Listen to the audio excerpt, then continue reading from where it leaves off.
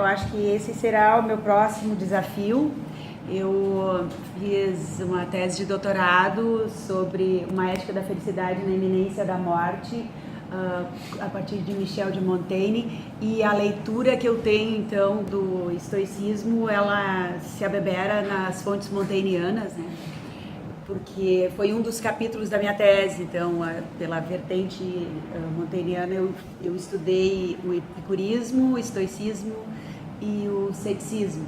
E eu gostei muito do estoicismo, embora a minha relação com essa corrente filosófica seja de amor e ódio. Assim, tem horas que eu odeio, e aí eu quero estudar muito para poder negar tudo isso, porque eu sempre fui uma ferrenha defensora da liberdade. Meu mestrado foi em Sartre, a minha graduação foi em Camus, então assim, meu TCC foi em Camus, então sempre por essa vertente mais libertária, existencialista, e o estoicismo é no fígado.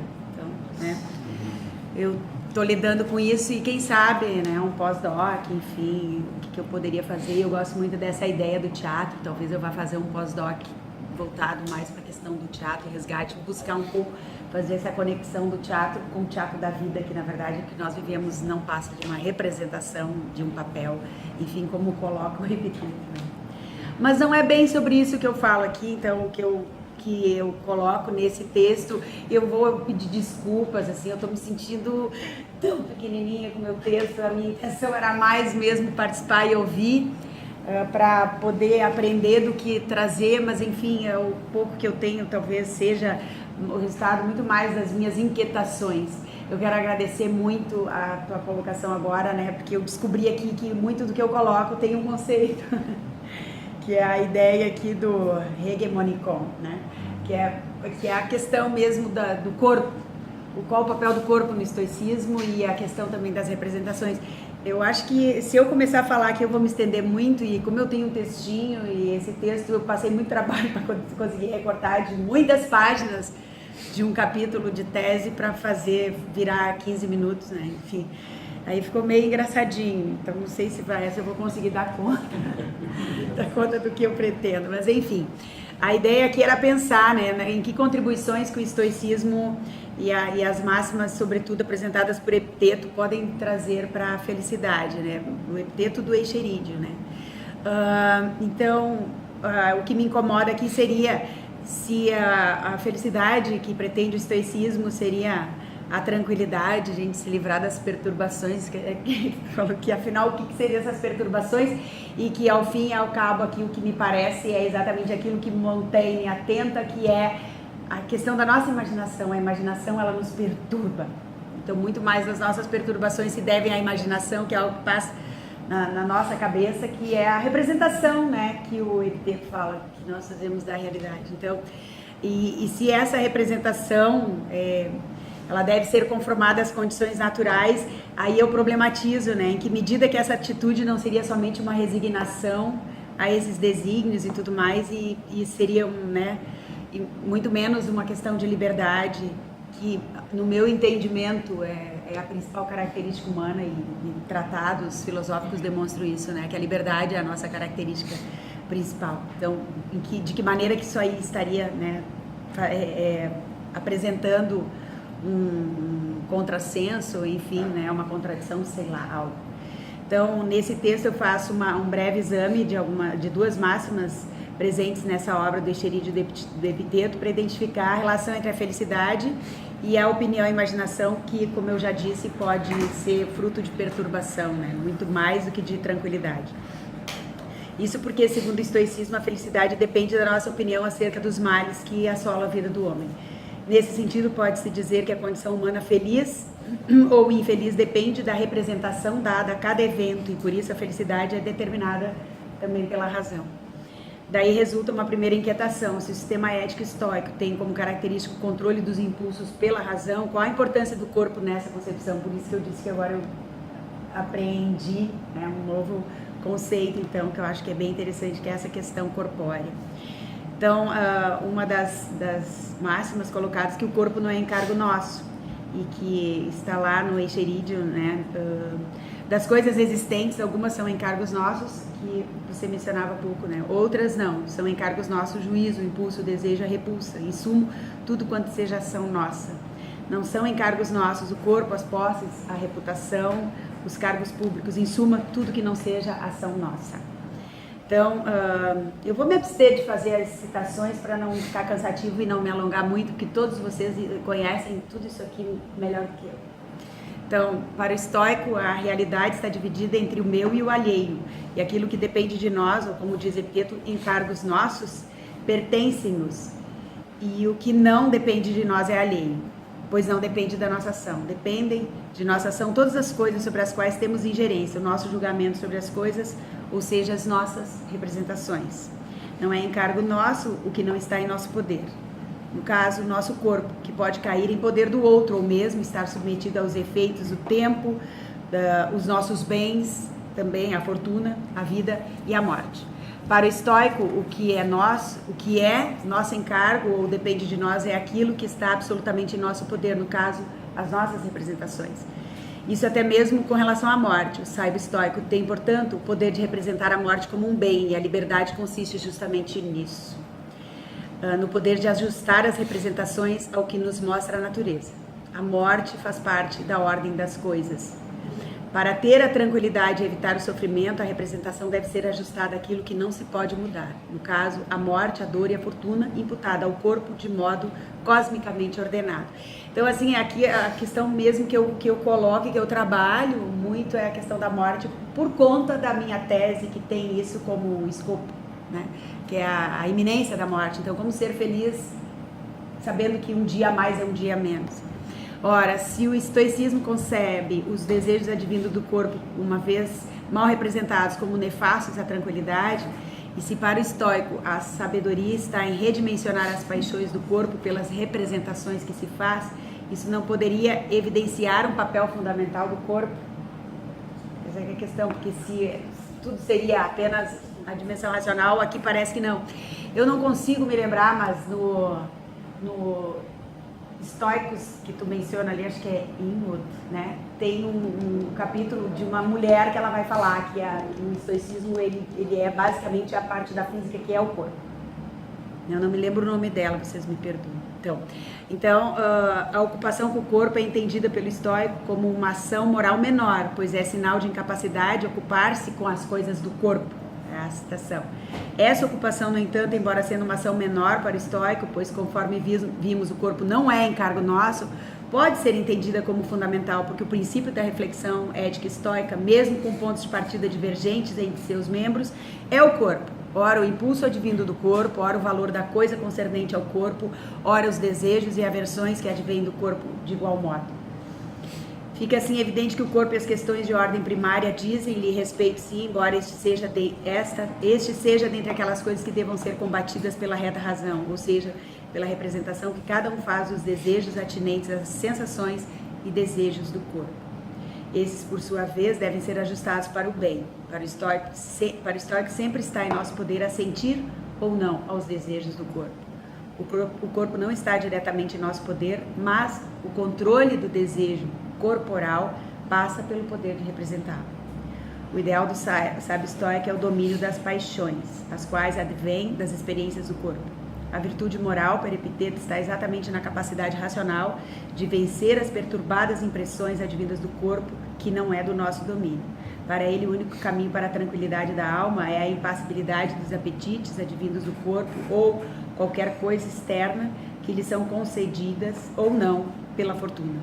Todavia, esse pretensioso ideal somente é almejado pelo sábio, que por sua vez difere dos ideais e do estilo de vida do homem comum. E aí tem a dessemelhança que ele apresenta, né, lá no Enchiridion. Sendo filósofo, podes comer do mesmo modo, beber do mesmo modo. É uma pergunta, aliás. Sendo filósofo, podes comer do mesmo modo, beber do mesmo modo, ter regras e falta de humor semelhantes ao homem comum? É preciso que faças vigílias, que suportes fadigas, que te afastes da tua família, que sejas desprezado pelos servos, que todos riam de ti, que tenhas a menor parte em tudo, nas honras, nos cargos públicos, nos tribunais, em todo tipo de assunto de pequena monta. Examina essas coisas se queres receber em troca delas a ausência de sofrimento, a liberdade e a tranquilidade, que são questões de suma importância para o homem comum, para o filósofo não. Então, assim, essa tranquilidade e o desprendimento, conforme mencionado acima, remonta à filosofia socrática também e pretende, através do elencos, atingir o objetivo puramente racional de poder examinar detidamente as investidas e tentações do corpo e também das demandas da vida em sociedade, quando todos estarão juntamente com outros corpos, voltei para a questão do corpo, em situação idêntica. Todas as partes que compõem o mundo, inclusive nós mesmos, são atingidas como corpos e desse modo devem ser administrados. Da parte de Epiteto pode-se perceber a nítida rejeição de bens externos de todas as ordens, até mesmo da saúde, das riquezas e da abundância de todas as formas que não condizem com o que foi naturalmente concedido pela fortuna e que estão na ordem da necessidade. Deixeridium Lemos. Acolhe as coisas relativas ao corpo na medida de simples necessidade, alimentos, bebidas, vestimentas, serviçais, mas exclui por completo a ostentação ou o luxo. Do guarda-chuva, por exemplo, hoje, né, que foi falado aqui da chuva, tem que excluir.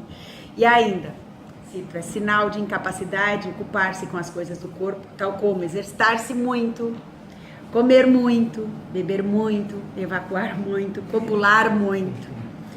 É preciso fazer essas coisas como algo secundário, que a atenção seja toda para o pensamento. Termina a citação.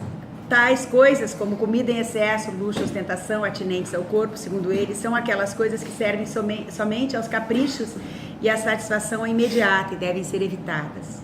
São do tipo de desejo de pessoas sem sabedoria, as quais falta o discernimento do que verdadeiramente é o bem e o que é o mal. Ao sábio compete ocupar-se somente com o pensamento.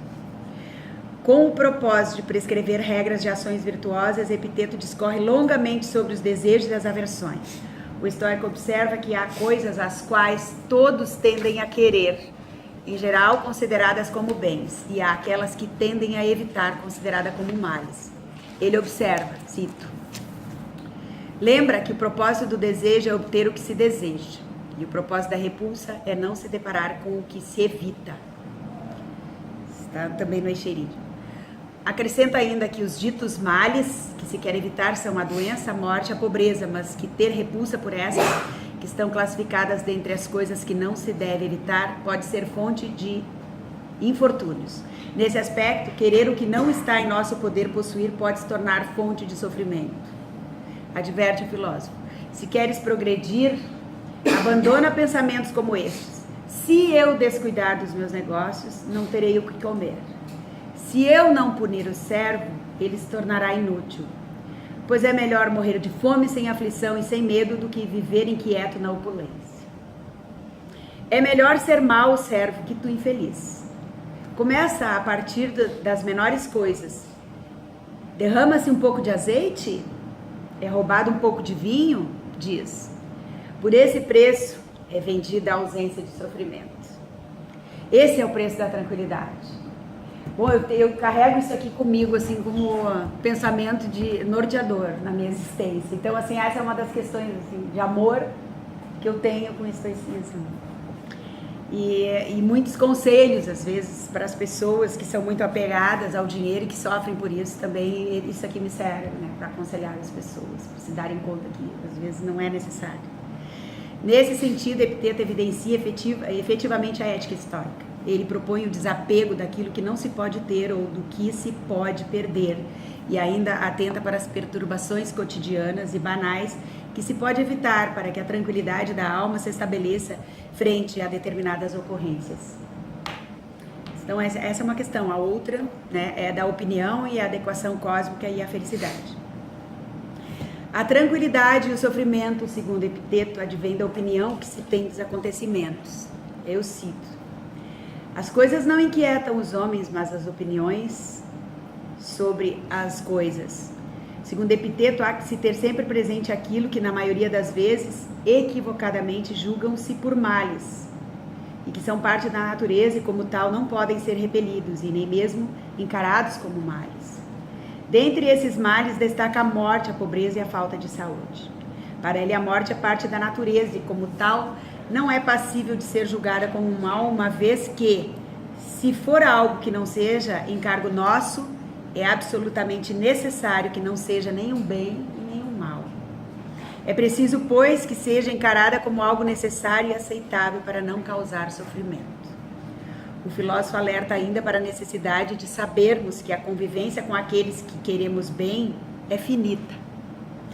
Adverte seu interlocutor da importância de jamais esquecer que, cito, quando beijares ternamente teu filho ou tua mulher, diz que beijas um ser humano, pois se morrerem, não te inquietarás.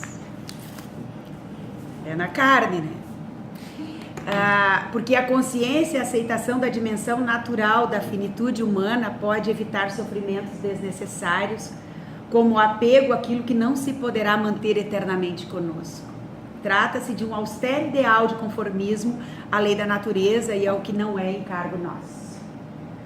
Cito: se queres que teus filhos, tua mulher e teus amigos vivam para sempre, és tolo, pois queres que as coisas que não são teus encargos sejam encargos teus. Epiteto recorre a essas dimensões radicais da vida, como a morte, para pensar como devemos nos comportar perante os outros e como devemos enfrentar as perdas e, consequentemente, controlar a dor e o sofrimento que podem ameaçar a saúde e a felicidade. Por vezes, o estoicismo nos parece, como define Schopenhauer, um deserto comocional, sobretudo em passagens como a frieza afetiva extremamente comum que aparece em seu enxerido. Vejamos, cito: quando vires alguém aflito, chorando pela ausência do filho ou pela perda de suas coisas, toma cuidado para que a representação de que ele esteja envolto em males externos não te arrebate. Mas tem prontamente à mão que não é o acontecimento que oprime, pois este não oprime o outro, mas sim a opinião sobre o acontecimento. Aí vem a coisa da tua mensagem. Foi assassinado. No entanto, não hesites em solidarizar-te com ele com tuas palavras e, caso caiba, lamentar-te junto. Mas toma cuidado para também não gemeres por dentro. Fim de citação. Estar em conformidade com a natureza no que concerne a aceitação da morte, que não é encargo nosso, como algo natural, segundo ele, é ter a sabedoria do sábio. Algo que não se pode esperar do homem vulgar, pois é preciso assumir o posto de filósofo ou de homem comum. Fim de citação. Aquele que visa algo que não está em conformidade com a natureza e que por isso chora, geme e lamenta pelas perdas absolutamente naturais e que são, por sua vez, de imprescindível aceitação. A prescrição moral estoica é a de que cada um deve fazer o que naturalmente lhe compete em termos de interpretação de cada situação que lhe acomete. Inclusive, não deve se deixar abalar por interpretações que não as suas, quais sejam as resultantes do seu próprio discernimento. Toma cuidado para que a representação feita pelo outro, de que ele esteja envolto em males externos, não te arrebate. Não importa, no entanto, se essas situações sejam de extremo prazer, de extrema dor ou até mesmo de maus presságios. Ante elas, cada um deve fazer uma boa representação.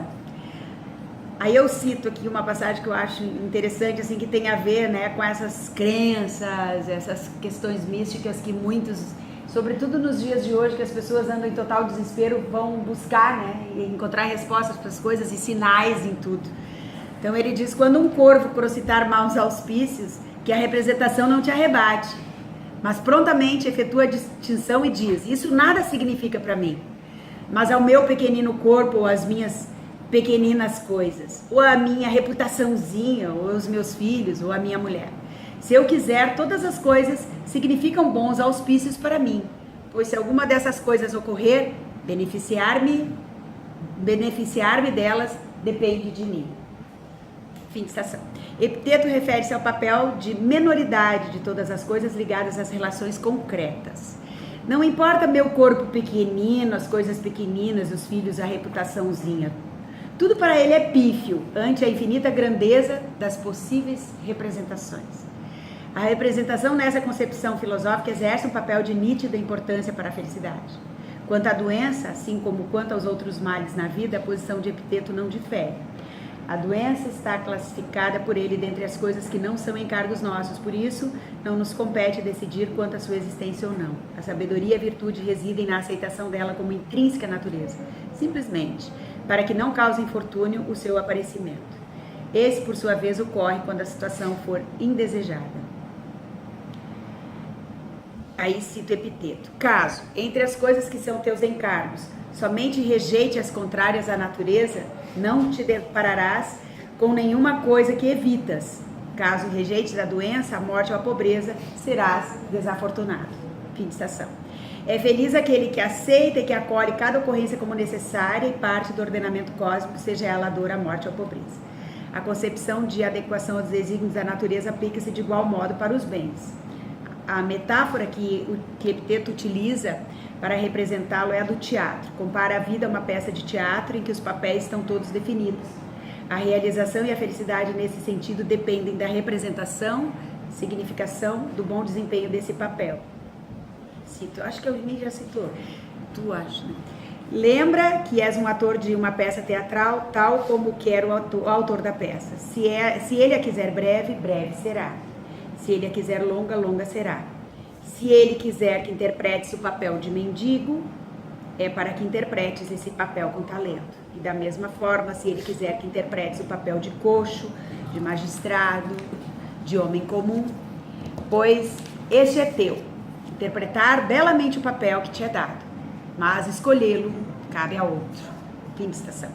Desse modo, por tratar-se de uma ética holística com algumas divergências entre seus representantes, a liberdade aí consiste na possibilidade que cada um tem de escolher viver sem perturbação, acolhendo o que a natureza, destino ou Deus reservou-lhe, e interpretando belamente o papel que lhe é dado. Dito de outro modo, o sábio deve exercer a liberdade de aceitar a morte como evento necessário. Essa atitude, porém, e que não se deixa afetar pela opinião do homem comum, é a atitude virtuosa do sábio que se responsabiliza pelas próprias representações. Cito. Se te disserem que alguém maldosamente falou coisas terríveis de ti, não te defendas das coisas ditas, mas responde: ele desconhece meus outros defeitos, ou não mencionaria somente esses. Fim de citação. A felicidade, portanto, para o estoico, vai sempre depender da representação dada a cada evento, na sua singularidade objetiva com relação à ordem cósmica de uma destinação universal. Cabe a ele fazer de cada situação uma representação que lhe traga tranquilidade, independente dos desejos impuros da carne e das particularidades subjetivas. Portanto, nossa conclusão, a minha conclusão, converge com a leitura que o Michel de Montaigne faz das máximas estoicas. Em consonância com o estoicismo, a felicidade decorre da representação. Porém, nem toda representação pode ser assimilada como forma universal de felicidade. Aí reside o papel da liberdade, aliada da concepção estoica. Talvez a problemática que se estabelece aqui não seja tanto decorrente da representação, quanto da ideia de uma representação verdadeira. Isso aqui é o que eu vou buscar daqui para frente. Assim como Montaigne diverge dessa ideia, sustentando que os gostos são variados e as representações são tão variadas quanto o é a existência de cada um na sua singularidade, eu também entendo que na alternância da vida, as representações igualmente se alternam, assim como as concepções de felicidade de cada um. Por isso, a conclusão, então, se ampara na crítica cética da razão ao propor a liberdade. Se é mal viver na necessidade, isso aqui se atribui a Epicuro. Quem está estudando Epicuro? Né? É atribuída a Epicuro, em defesa do suicídio. Então, se é mal viver na necessidade, pelo menos viver na necessidade não é uma necessidade. Então, aí é a questão, assim, é o sopro que me resta disso tudo. Onde se trata essa coisa da representação, do necessariamente eu ter que representar as minhas vivências de um modo que me propõe a tranquilidade e não as perturbações. Mas a representação é que será variável, porque não necessariamente eu terei que encarar como uma verdade absoluta, né?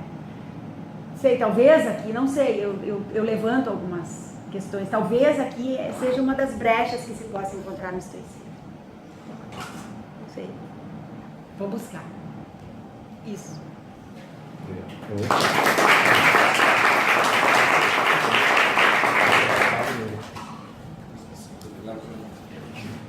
Pessoal, fica aberto a comentários, dúvidas, questões. Enquanto eu ouvia você, eu lembrei do Victor Frankl, que escreveu Em Busca do Sentido, e como ele conseguiu enfrentar a situação dele em Auschwitz. E no livro, em uma das passagens, o que ele dizia sobre o que estava dentro da esfera de liberdade dele. O que estava dentro da esfera de liberdade dele era a escolha que ele fazia para viver aquela situação. Claro que isso não foi a única condição que fez com que ele fosse sobrevivente naquela circunstância absolutamente não humana. Mas também faz ele ter um propósito, um sentido na vida. Que me fez lembrar, eu não havia feito essa relação, embora tenha lido essa passagem sobre o estoicismo, mas eu não havia feito essa relação. Eu falei como você colocou, eu lembrei. É claro que não deixar de ver as coisas como elas são. Eu sabia que ele estava no campo de concentração, mas eu vou escolher sucumbir? O que eu vou escolher? E aí ele conta, na primeira parte do livro, como outros foram se deixaram levar pelo desânimo, pelo desespero e por paixões, vamos dizer assim, pelo medo, e ele não.